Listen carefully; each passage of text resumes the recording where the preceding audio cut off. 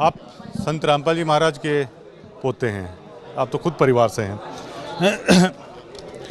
आपके परिवार पर भी मैं समझ सकता हूं कि एक दौर ऐसा था कि मतलब काफ़ी कुछ आप लोगों को सहना पड़ा, लेकिन अब जबकि आप लोगों का संघर्ष काम आ रहा है कि ये रास्ता सही है, हमारा पंथ सही है, तो आप लोगों को लगता है कि जो आपके परिवार ने संघर्ष किया या संत जी ने जो संघर्ष किया है, अब वो मुहिम रंग ला रही है? जी बिल्कुल, सारा संघर्ष तो संत रामपाल जी महाराज जी ने ही किया है और वो भगवान हैं, क्योंकि ऐसे कार्य आम लोग नहीं कर सकते। आज के समय में, कलयुग के समय में किसी से 5 रुपए नहीं छूटते। अपने लिए अपना ही पालन पोषण करना कलयुग के समय में बहुत मुश्किल होता है, और ऐसे समय में संत रामपाल जी महाराज जी दिल खोलकर किसानों के लिए, ज़रूरतमंदों के लिए हर जगह आगे आए हैं। चाहे आप ब्लड डोनेशन कैंप लगा लो, या जितनी भी इस पृथ्वी पर जितनी भी संसार को किसी भी तरह की आपदाई, संत रामपाल जी महाराज जी सबसे आगे खड़े मिले हैं, और वो पूर्ण संत और पूर्ण भगवान हैं।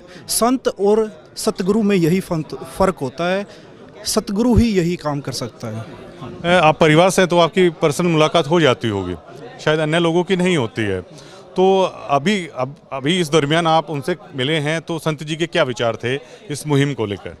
संत जी के अब नहीं, शुरू से ही हम देखते आ रहे हैं, शुरू से ही संत रामपाल जी महाराज जी के यही विचार थे कि बच्चों, हम एक रोटी कम खा लेंगे, हम एक टाइम पे रोटी खा लेंगे, लेकिन जो आपदा के समय में, अब जैसे किसानों के ऊपर आपदा आई, तो संत रामपाल जी महाराज जी ने बोला कि बच्चों, हम एक टाइम रोटी कम खा लेंगे, लेकिन अब जो हमारा समय है वो किसानों के साथ कंधे से कंधा मिलाकर चलने का है। अब उनके ऊपर आपदा आई, उनकी मदद करने वाला कोई भी नहीं है, तो अब हम संत रामपाल जी महाराज जी ने बोला कि बच्चों, अब उनके साथ खड़े हो और उनकी मदद करो। ऐसी भावना आप भी समझ सकते हो, ऐसी भावना भगवान के अलावा किसी की नहीं होती।